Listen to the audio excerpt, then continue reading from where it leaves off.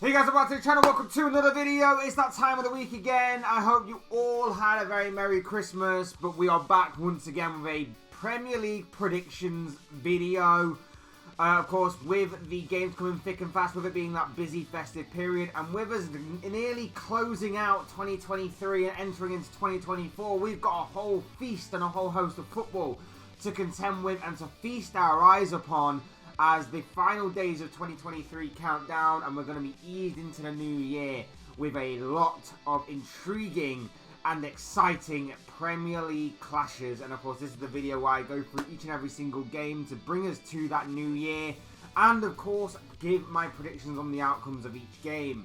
Before we go into all of that though, I would like to remind you all, please like the video and also subscribe if you're new. Both things are always incredibly greatly appreciated, and also to get involved in the comment section. Give me your thoughts, comments, opinions, but most of all, of course, your predictions on how you think each and every single game will go this weekend. Would love to hear from you all on that, but without further ado, let's get on with the predictions. Okay, we're starting off at Kenilworth Road for Saturday's lunchtime kickoff between Luton Town and Chelsea, a London derby of sorts. For this game, you've got a Luton Town side who are looking to make it 3 wins on the bounce in the Premier League after beating Sheffield United 3-2 on Boxing Day, and a Chelsea side looking to make it back-to-back wins after beating Crystal Palace 2-1, obviously in the midweek clash of games. Big opportunity for both of these sides. Luton obviously have found a bit of form in recent games, and especially at Kenilworth Road, they are a very difficult team to break down. They found a bit of form. They've given some of the bigger teams in the league a big run for their money at times. The likes of Manchester City and Man United came away with wins, but it wasn't easy. Obviously, Luton got a draw against the likes of Liverpool, and Arsenal needed a 97th minute winner to beat them 4-3. Chelsea's away form hasn't been great. They've been very hot and cold. They weren't even that convincing midweek, but they managed to get the job done when it mattered most. That they could take some confidence and some morale boosting moments from that game to obviously carry on into this game. It's going to be a very difficult game for both of these sides nonetheless. But I think it's a game that Luton can definitely fancy their chances in getting something in. So I'm going to say that they continue to get some good form, and I'm going to say that Luton get something out of this game, and I'm going to say it's going to end 1-1 come the final whistle. I'm not necessarily good with predicting Chelsea results, but I think Luton can definitely get something in this game and heap more misery onto those Chelsea fans. 1-1 come the final whistle. Next up, we're off to Villa Park for Aston Villa's game against Burnley. Big game this one for an Aston Villa side who the wheels of their season have just fallen off a little bit in the past couple of games. They obviously drew Sheffield United a couple of games ago, and then obviously in the midweek clash had that huge collapse against Manchester United in which they lost 3-2 despite being 2-0 up. And as for Burnley, they'll be looking to bounce back to winning ways following that 2-0 defeat at the hands of the current league leaders Liverpool on Boxing Day, of course. It's a massive game. Villa, of course, at home, pretty much impeccable, pretty much brilliant and perfect. Obviously, that one slight blemish, that being that draw that they suffered at Villa Park last week. But other than that, you would expect Villa to go on and win this game. And I think against the Burnley side, who against Liverpool was so open, I think Villa will be able to find the gaps in between the defence and the midfield. They'll be able to find those gaps, exploit those gaps, and exploit the vulnerabilities of Burnley and get the job done. So I am going to go for a Villa win. I'm not saying Burnley can't get anything from this game, but they will need to tighten up defensively, and they'll also need to take their chances when they fall to them in the attacking third. But I think Villa will just have too much firepower for them overall. So I'm going to go with a Villa win, and I'm going to say that they get back to winning ways with a 2-0 victory in favour of Unai Emery's side. Next, we come to two teams that are looking to get back to winning ways. We've got Crystal Palace taking on Brentford at Selhurst Park. Both of these sides lost in midweek. Palace lost to Chelsea, of course, and Brentford were absolutely thumped by Wolves. Massive game this one, big game for both of these sides looking to put their seasons back on track. Palace obviously in a little bit of hot water with Roy Hodgson in recent weeks, and results haven't exactly been going their way, and I think the very experienced manager, shall we say, is finding himself in a little bit of hot water, and maybe if a bad result happens here, maybe, just maybe, it could tip the scales even more so against him for maybe another managerial casualty. That seems to be the overall consensus from Crystal Palace. We know that Selhurst Park on its day can be very dangerous, as Brentford can. Brentford on their day can be very dangerous, but it hasn't quite been as consistent a season for them as they would have liked. It's been hit and miss. Sometimes they turn up, and on their day their counter-attacking football can be explosive and can be extremely beautiful to watch and can obviously be very devastating. But too many easy goals conceded, not enough goals taken at the other end. It's really going to be a very interesting game, this one, between two teams who could go on to win it, but also could go on to play out a very exciting draw at the same time. It really could be any possible outcome, to say the least. In my opinion, prediction-wise, I'm going to go with a draw. I could see either side nicking this one, but I really can't see... I really can't see a winner. So I'm going to go with a draw, and I'm going to say that this game ends 2-2 come the final whistle. Next, we're off to the Etihad for Manchester City's clash with Sheffield United. Big game, this one, obviously, for City. Back in the Premier League, of course. Back at the Etihad. And, of course, looking to follow up that 3-1 victory that they had against Everton in midweek since returning to Premier League action with a game against Sheffield United, which you would imagine would be heavy favourites in competing in. So, really, the favourites and the heavy sort of betting should probably be on Manchester City to win. Obviously, I'm praying and I'm hoping, and I've got my fingers crossed, that Chris Wilder and Sheffield United can maybe pull a rabbit out of the hat here and maybe get something from this game. But in all honesty, this should be one of the most easier games, shall we say, to call going into this weekend. So, with that being said, whilst you should never see it as a foregone conclusion, and of course this could potentially always be a banana skin for any team, even Manchester City, especially with the way that they've been playing in recent games, we have to say that City go on and win this game, and I'm going to predict a 3-1 scoreline in favour of City. Next on the agenda, we come to Molineux, where Wolves will be hosting Everton. Wolves side, of course, looking to stretch their unbeaten run, with their last result being a 4-1 victory over Brentford. Everton looking to go back to winning ways after a 3-1 defeat against Manchester City earlier on this week. Massive game. Wolves, of course, at Molineux, a very dangerous opposition. Gary O'Neill has made them a very tough outfit. They play some good football. Defensively, they are solid. They just need to find a way of sticking the ball in the back of the net on a more consistent enough basis, despite obviously getting 4 goals midweek. And then you've got an Everton side who, under Sean Dyche, are finding ways to win games. Not obviously midweek. Midweek was obviously very tough on them. It was obviously surrounded in a bit of controversy as well.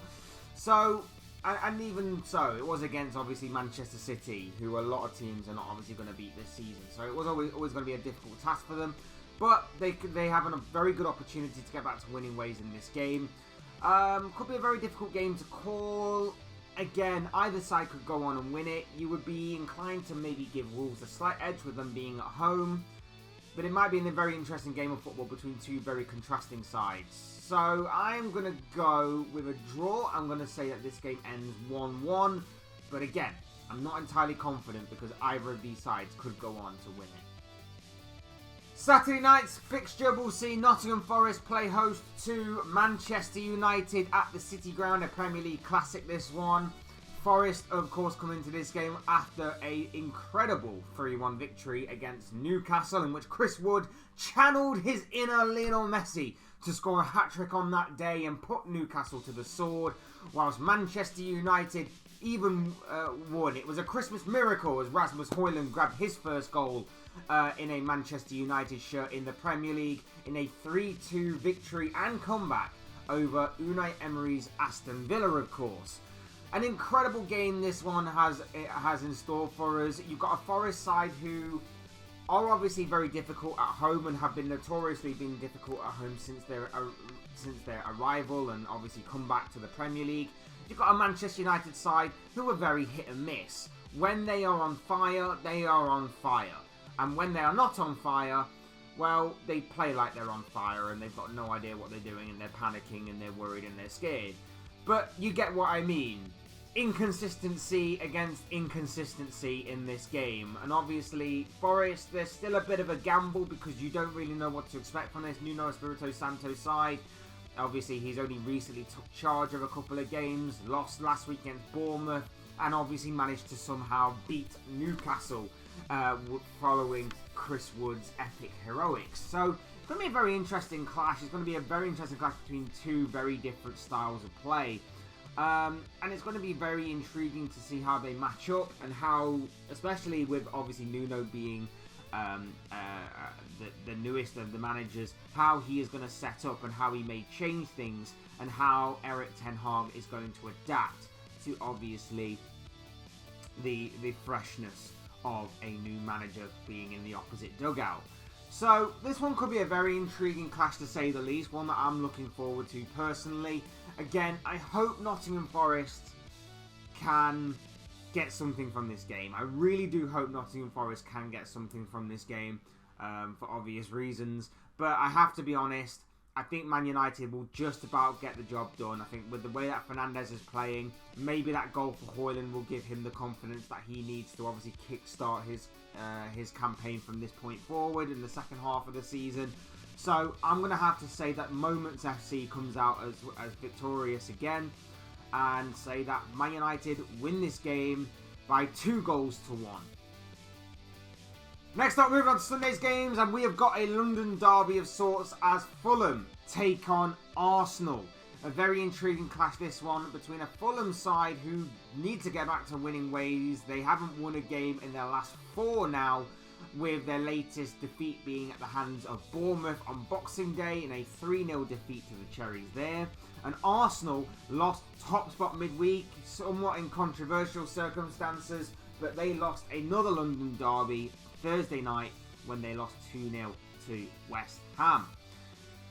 Arsenal going to this one as favourites. There's no doubt in my mind about that. Their away form has been very good this season, and I would imagine that Arsenal do go on and get the job done. They bounce back from their midweek defeat against West Ham, and they get the job done here, and they put pressure on Liverpool before obviously Liverpool kick a ball on Monday night in their game against Newcastle. However, in saying that, this is never a foregone conclusion. We've seen earlier on in the season Fulham give Arsenal plenty of food for thought, and they even managed to take points off of Arsenal in that 2-2 draw earlier on in the season, even after Fulham went down to 10 men. This one could be a very difficult clash for Arsenal. It's one that obviously they need to keep their eye on the ball on. It's one that they definitely need to not take lightly, take professionally, and of course their fans will be begging for a professional performance after what was a pretty poor result and a pretty poor performance in general against West Ham midweek, despite the VAR controversy. So with that being said, it's one that Arsenal can't take their eyes off the ball on, but I would expect Arsenal to get the job done anyway, and I'm going to say that Arsenal come out of this game as 3-1 winners. Next up, we're staying in London for Tottenham's game against the informed Bournemouth. Tottenham, of course, looking to get back to winning ways after losing 4-2 to Brighton in midweek. Bournemouth looking to stretch their unbeaten run even further with a win in this game after their latest victory was a 3-0 win against Fulham on Boxing Day. This one could be a very intriguing game that could go under the radar. What a job Andoni Iraola is doing at Bournemouth, by the way. What an incredible job he is doing. Like, he's putting my predictions to shame. I predicted Bournemouth to go down this season, and maybe looking back, there may have been a bit more hope there than actually looking into things and maybe seeing whether or not that was actually going to be the case or not. But I'd say what an incredible job he's doing. He's got Bournemouth playing some great football. They're firing on all cylinders. They've tightened up defensively, which was my call for a while. that they needed to do. And he's got Dominic Solanke firing on all cylinders. That guy is in inspired form right now and is one of the most informed players in the league currently.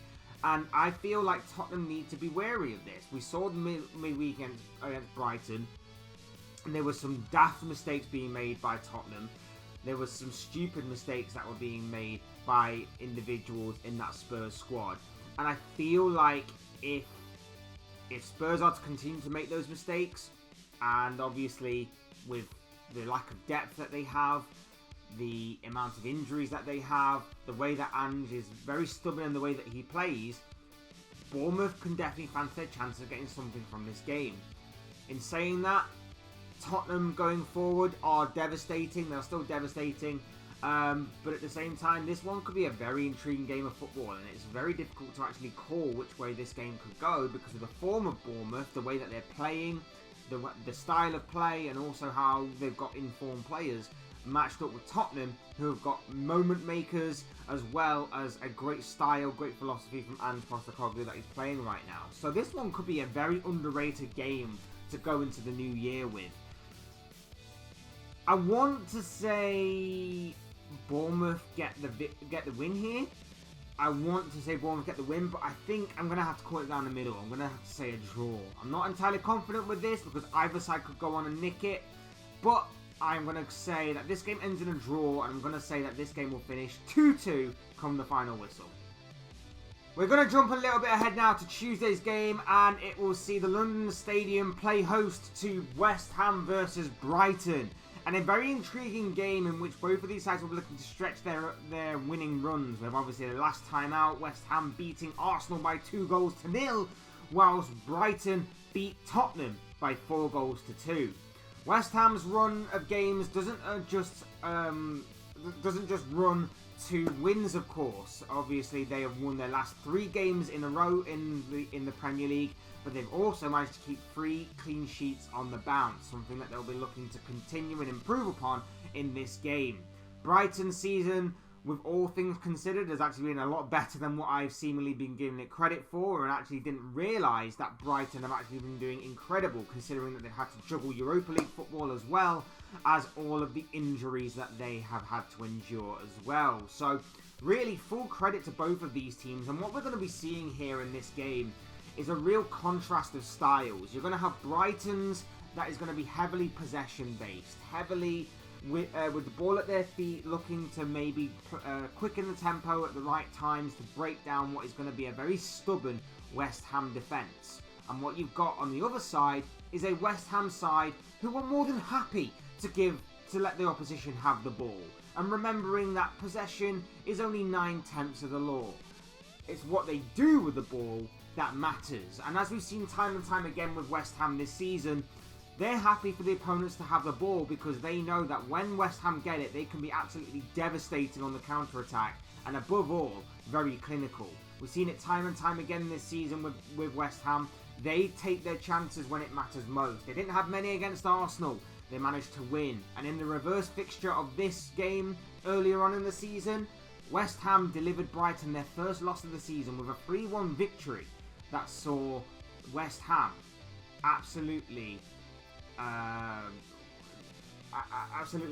destroy Brighton's defence with their clinical and prolific nature in the final third. Something that obviously Brighton couldn't do at the other end in that particular game. So I'm expecting more of the same in this one. I'm expecting a very intriguing clash between these two. If I had to pick a winner, I'd probably give the slightest of edges to Brighton, but I'm actually going to go with a draw. I'm not entirely confident when I say this, but I think there'll be goals in this game.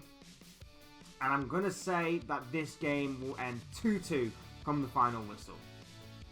And finally, in what I believe to be the main event of this round of Premier League fixtures, the biggest highlight of this weekend's Premier League action comes from Anfield. Monday night, 8 o'clock kickoff. Liverpool will take on Newcastle to kick off the brand new year, to kick off 2024. It's the Reds against Newcastle in what, of course, is an absolute Premier League classic. You've got a Liverpool side who are newly top of the table. They are newly top of the table. They are looking to go into 2024 and maintain top spot against a Newcastle side who are looking to get back to winning ways, of course, after a couple of defeats on the bounce now for the Magpies, in which they lost 3-1 to Nottingham Forest on Boxing Day after losing 1-0 to Luton Town last week, of course.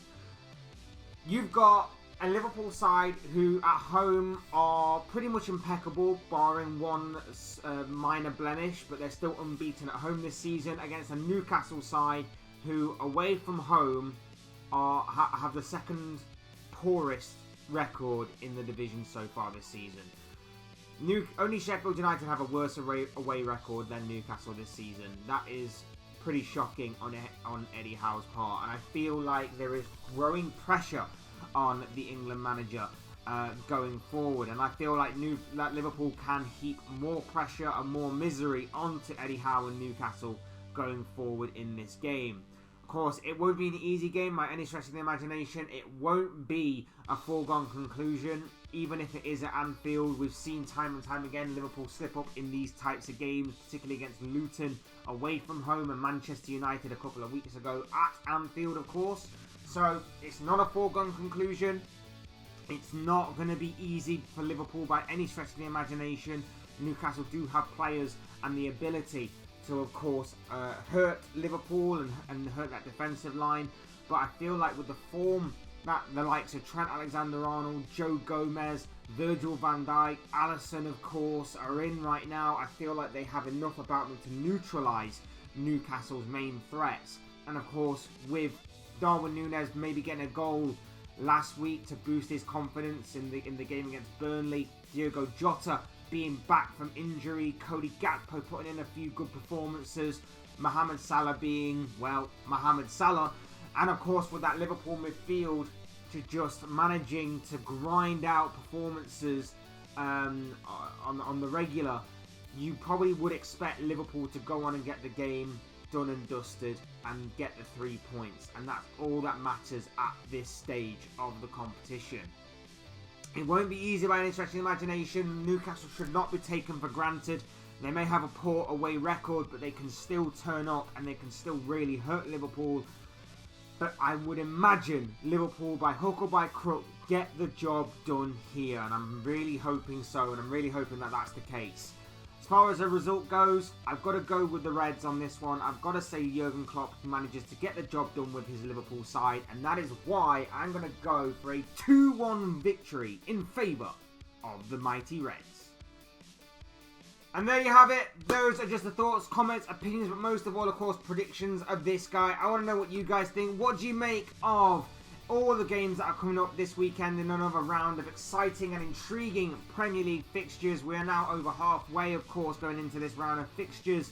And, of course, we are entering into the new year. So, let me know your thoughts, comments, opinions, predictions, feelings, whatever you want to call it on the Premier League and the round of fixtures that is set to play out, of course. Mainly, of course, your predictions, because this is, after all, a Premier League predictions video. I'm sure they'll make for interesting and great reading down below in the comment section. So, do get involved down there.